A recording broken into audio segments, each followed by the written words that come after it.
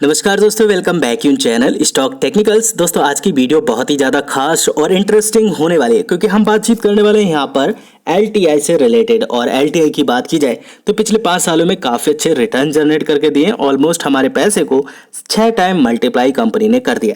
But अब ये देखना है जरूरी है कि आने वाले 10 सालों में कंपनी हमारे पैसे को कैसे मल्टीप्लाई करती है। अगर हम इस कंपनी के अंदर SIP के तहत 10 सालों तक इन्वेस्टेड रहते हैं तो अब हमें कितना पैसा बनेगा, और अगर हमने लमसम अमाउंट कंपनी के अंदर इन्वेस्ट कर रखा है तो आने वाले 10 से 15 सालों में हमें कंपनी कितना पैसा बना के देगी। तो अगर आप इस कंपनी के अंदर इन्वेस्टेड हैं या फिर आप इस कंपनी के अंदर इन्वेस्ट रहना चाहते हैं तो इस वीडियो को आप एंड तक जरूर देखिएगा दोस्तों, ताकि सारी चीजें आपको अच्छे से समझ में आ सकें और आप एक बेहतर डिसीजन ले सकें। तो दोस्तों किसी भी कंपनी में निवेश करने से पहले हमें कंपनी की कुछ बेसिक चीजें जरूर से पता होनी चाहिए कि कंपनी कामकाज क्या करती है एंड कंपनी के रेवेन्यू ब्रेकआउट्स क्या है, कंपनी कैसे रेवेन्यू जनरेट करती है, जिससे कि आने वाले दिनों में अगर हम इस कंपनी के अंदर इन्वेस्टेड रहते हैं तो हमें कंपनी रिटर्न बना के देगी। तो यहाँ पर देखा जाए कंपनी का जो पोर्टफोलियो काफी ज्यादा वेल डाइवर्सिफाई हमें देखने को मिलता है, जहाँ पर कंपनी आपको एप्लीकेशन डेवलपमेंट बनाते हुए देखने को मिलती है, मेंटेनेंस एंड आउटसोर्सिंग की सर्विसेज प्रोवाइड करती है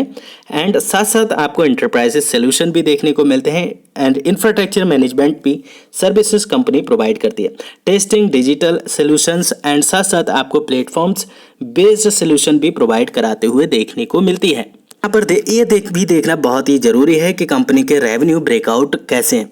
बैंकिंग सेक्टर से और फाइनेंस सेक्टर से कंपनी अपना 30% का रेवेन्यू जनरेट करती है, जबकि इंश्योरेंस से कंपनी 16% का और मैन्युफैक्चरिंग से 16% का रेवेन्यू जनरेट करती है।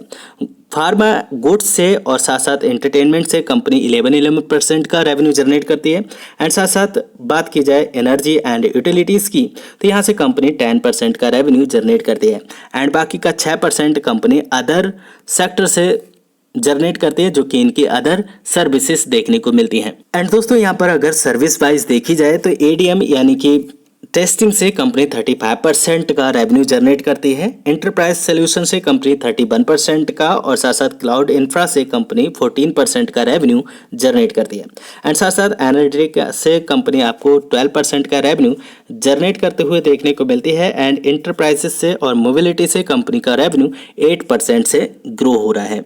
दोस्तों अगर हम यहाँ पर प्लस और नेगेटिव पॉइंट की बात करें कंपनी के अंदर तो प्लस पॉइंट हमें काफ़ी ज़्यादा देखने को मिलते हैं, जहाँ पर कंपनी हमें ऑलमोस्ट डेट फ्री देखने को मिलती है। कंपनी काफ़ी अच्छे रिजल्ट भी पोस्ट करने की कोशिश करती है एंड पिछले 3 सालों की बात की जाए तो 29% से कंपनी के ROC ग्रो होते हुए देखने को मिल रही है एंड कंपनी साथ साथ काफ़ी अच्छी डिविडेंड भी मेंटेन रखती है, जो कि अप्रोक्सीमेटली हमें 36% की दर से देखने को मिलती है। यहाँ पर अगर बात की जाए नेगेटिव पॉइंट की तो आपको कंपनी के अंदर सिर्फ और सिर्फ एक ही नेगेटिव पॉइंट देखने को मिलेगा, जो कि कंपनी अपनी बुक वैल्यू से 9 टाइम्स ऊपर ट्रेड करते हुए देखने को मिल रही है एंड इस पॉइंट को मैं बिल्कुल से नेगेटिव पॉइंट नहीं कंसीडर करता हूं। इस पॉइंट को मैं हमेशा प्लस पॉइंट कंसीडर करके चलता हूं, क्योंकि कोई भी चीज़ तब हमें वैल्यूएशन प्राइस पर देखने को मिलती है जब उस कंपनी की या फिर उस चीज़ की वर्थ हमें ज़्यादा देखने को मिलती है। तो ये कंपनी वर्दी है, इसलिए हमें 9 टाइम्स ऊपर ट्रेड करते हुए देखने को मिल रही है। कंपनी वर्दी किस लिए है और क्यों आपको 9 टाइम्स ऊपर ट्रेड करते हुए देखने को मिल रही है अपनी बुक वैल्यू से, क्योंकि अगर आप यहाँ पर देखेंगे पिछले सितंबर के क्वार्टर में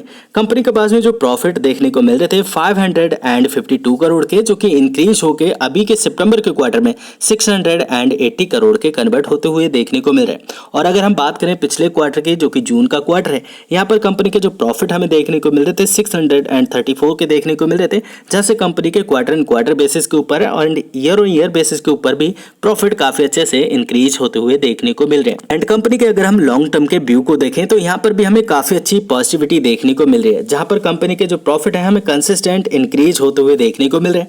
1500 के करोड़ के प्रॉफिट हमें इंक्रीज होकर 2298 करोड़ में कन्वर्ट होते हुए देखने को मिल रहे हैं एंड ट्रेलिंग टाइम में कंपनी के जो प्रॉफिट है हमें 2500 करोड़ से ऊपर जाते हुए देखने को मिल रहे हैं। एंड दोस्तों इन चीज़ों को आप बहुत ही ज़्यादा ध्यान से देखिएगा।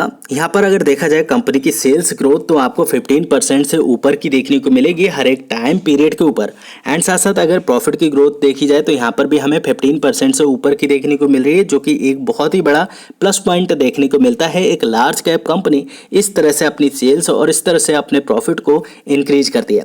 एंड साथ साथ अगर हम रिटर्न ऑन इक्विटी की बात करें तो हमें रिटर्न ऑन इक्विटी भी काफ़ी अच्छे और दमदार देखने को मिलते हैं, जैसे एक स्मॉल कैप कंपनी और एक मिड कैप कंपनी हमें रिटर्न ऑन इक्विटी प्रोवाइड करती है, ऐसे एक लार्ज कैप कंपनी हमें रिटर्न ऑन इक्विटी प्रोवाइड करते हुए देखने को मिलती है। तो ये भी एक बहुत ही प्लस पॉइंट निकल के आता है कंपनी के अंदर निवेश करने वालों के लिए, और कंपनी के अंदर जो मैनेजमेंट काम कर रहे हैं उनके लिए अप्रिशिएटिव वाली बात देखने को मिलती है।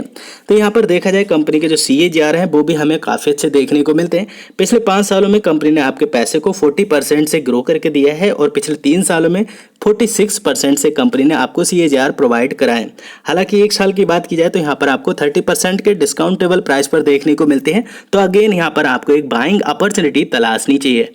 अब स्टॉक आपको 30% के डिस्काउंट के ऊपर क्यों देखने को मिल रहा है? अगर हम कंपनी के शेयर होल्डिंग पैटर्न को देखें तो प्रमोटर की हिस्सेदारी हमें काफ़ी अच्छी देखने को मिलती है, जो कि अगेन यहाँ पर हमें 74% की दर से देखने को मिल रही है।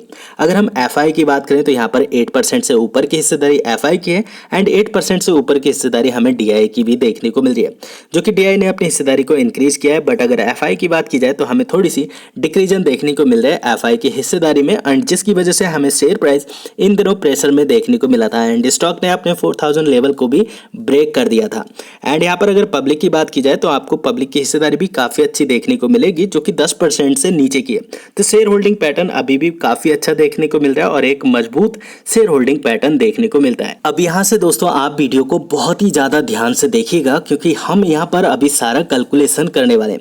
एंड ये कैलकुलेटर मैंने SIP वाला लिया हुआ है, और यहाँ पर मंथ हमने SIP लगाने का कंपनी से वायदा किया है। एंड स्टॉक प्राइस हमें जस्ट अभी 5000 रुपीज से ब्रेकआउट लेते हुए देखने को मिला है, और जो अमाउंट मैंने लिया है 5000 रुपीज़ का लिया है। एंड हमने जो कंपनी के अंदर CAGR देखे थे, जो कि 10 सालों के अंतराल में और 5 सालों के अंतराल में कंपनी ने हमें 40% के CAGR के साथ में हमारे पैसे को ग्रो किया है। तो आने वाले दिनों में अगर कंपनी के CAGR घटते भी हैं तो हमने यहाँ पर 35% के CAGR लिए, और आने वाले 10 सालों में जब हम कंपनी के अंदर 1 शेयर पर मंथ उठाएंगे तो आने वाले 10 साल में कंपनी हमारे पैसे को कैसे ग्रो करके देगी। तो दोस्तों जो 10 सालों के अंदर हम कंपनी के अंदर पैसा डिपॉजिट करेंगे वो टोटल अमाउंट हमारा यहाँ पर 6 लाख निकल के आने वाला है। एंड इन 6 लाख के ऊपर जो कंपनी ने हमें रिटर्न प्रोवाइड किए वो यहाँ पर 47,80,749 रुपये कंपनी ने हमें बना के दिए आने वाले 10 सालों में। एंड टोटल अमाउंट की बात की जाए तो यहाँ पर 53,80,749 रुपये का निकल के आता है। अगर आप कंपनी के अंदर 1 शेयर पर मंथ भी उठाते हैं तो आने वाले 10 सालों में आप इतनी बड़ी रकम बहुत ही आसानी से बना सकते हैं। अब ये फॉर एग्जांपल था दोस्तों, जब कंपनी का स्टॉक प्राइस बढ़ेगा तब आपका जो SIP का लेवल है वो भी इंक्रीज होते हुए देखने को मिलेगा, एंड जो कॉर्पस अमाउंट है ये भी आपको इंक्रीज होते हुए देखने को मिलेगा। एंड सेम दोस्तों हम यहाँ पर अभी लमसम कैलकुलेटर के ऊपर भी देखने को वाले हैं कि हम यहाँ पर अज्यूम करके चल रहे हैं कि आपने कंपनी के अंदर मात्र 10 शेयर उठाए हैं। वैसे तो आपके पास में कंपनी की क्वांटिटी कहीं ज़्यादा देखने को मिलेगी, बट फॉर एग्जांपल हमने मात्र 10 शेयर लिए एंड एक्सपेक्टेड रिटर्न जो हमने लिए हैं हमने सेम लिए हैं, जो कि 35% के हैं। एंड 10 ईयर हमने 10 ईयर्स का लिया है, एंड अमाउंट हमारा जो है 50,000 रुपीज़ का है। हमारा जो अमाउंट है कंपनी के पास में अगले 10 सालों के लिए मात्र 50% का डिपॉजिट है, और 50,000 रुपीज़ के ऊपर जो कंपनी ने हमें रिटर्न बना के दिए वो यहाँ पर 9,55,000 रुपये का रिटर्न कंपनी ने हमें कमा के दिया है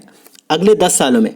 एंड टोटल अमाउंट की बात की जाए तो यहाँ पर 10,50,000 रुपये निकल के आता है, 10,05,327 रुपये। एंड जो हमारा टोटल डिपॉजिट अमाउंट है वो सिर्फ और सिर्फ 50,000 रुपये है। अगर हम 50,000 रुपये लगा के कंपनी के अंदर 10 सालों के लिए छोड़ देते हैं तो हमारे ये 50,000 रुपये 10 लाख रुपए बन सकता है। बट अगर हम इसी अमाउंट को 5 साल अगर और होल्ड कर लेते हैं तब हमारा अमाउंट कितना बनेगा।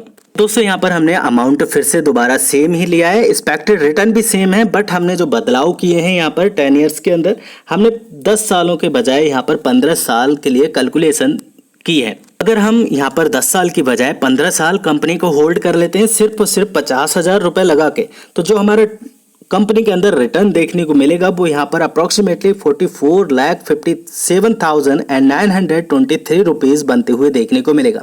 एंड जो टोटल अमाउंट बनते हुए देखने को मिलेगा हमें 45,07,923 रुपये बनते हुए देखने को मिलेगा। एंड जो डिपॉजिट अमाउंट हमारा रहने वाला है वो मात्र 50,000 रुपये का ही है। तो यहाँ पर ये सारी कैलकुलेशन हमने करके देख लिया। अगर हम कंपनी के अंदर मात्र 50,000 रुपये लगा के छोड़ देते हैं तो आने वाले दिनों में हमारा पैसा कुछ इसी एक्सपेक्टेशन के साथ में ग्रो कर सकता है। बहरहाल आपके 1-2 लाख रुपए ऊपर या फिर 1-2 लाख रुपए नीचे भी हो सकता है, क्योंकि जैसे कंपनी परफॉर्मेंस देगी उसी हिसाब से हमारा कैलकुलेशन भी बैठते हुए देखने को मिलेगा। तो अभी दोस्तों बात कर लेते हैं यहाँ पर इन्वेस्टमेंट रिलेटेड। अगर आपने कंपनी को निचले स्तरों से बाइंग करके रखा हुआ है तो वेल एंड गुड, और कंपनी के अंदर अभी रिसेंटली ही हमें ब्रेकआउट होते हुए देखने को मिल रहा है, तो जैसे ही कंपनी के अंदर प्रॉफिट बुकिंग देखने को मिले तब चाहे तो आप इस कंपनी के अंदर इन्वेस्टमेंट की प्लानिंग कर सकते हैं, या फिर आप अपने फाइनेंशियल एडवाइजर से भी सलाह ले सकते हैं। क्योंकि यहाँ पर देखा जाए कंपनी के अंदर काफी अच्छे वॉल्यूम बेस्ड काम होते हुए देखने को मिल रहा है, और RSI का लेवल भी काफी अच्छा है, और मनी फ्लो इंडेक्स का लेवल भी काफी अच्छा देखने को मिल रहा है। अब ये सारा अमाउंट दोस्तों हमने कैलकुलेट करके देखा है, क्योंकि सारी चीजें यहाँ पर प्रोबेबिलिटी पर चलते हुए देखने को मिलती है। एक इन्वेस्टर ऐसे ही कैलकुलेशन के हिसाब से अपने इन्वेस्टमेंट की प्लानिंग करता है, और आने वाले दिनों में वो कुछ इसी तरह के इन्वेस्टमेंट से रिटर्न जनरेट करता है। आपके पास में इस कंपनी के कितने शेयर्स हैं, आप चाहें तो नीचे कमेंट बॉक्स में मेरे साथ शेयर कर सकते हैं, और कंपनी आगे चल के कितने % के CAGR के साथ में ग्रो कर सकती है इसके बारे में भी आप चाहें तो नीचे राय दे सकते हैं। इनकेस आपके मन में कोई भी क्वेश्चन क्यूरी है, नीचे कमेंट बॉक्स में आप मेरे साथ जरूर शेयर कीजिएगा। चैनल पर नए होंगे, आप चाहें तो चैनल को सब्सक्राइब करके फैमिली का हिस्सा जरूर बनिए। वीडियो इनकेस आपको पसंद आती है दोस्तों, मेरी बातें आपको समझ में आती है, वीडियो को लाइक करके मुझे इनकरेज जरूर कीजिएगा। आपका एक लाइक मुझे बहुत मोटिवेट करता है। फिर मिलेंगे नेक्स्ट वीडियो में, तब तक आप अपना बहुत ढेर सारा ख्याल रखिए। Thanks for watching, see next video, bye bye for now, god bless.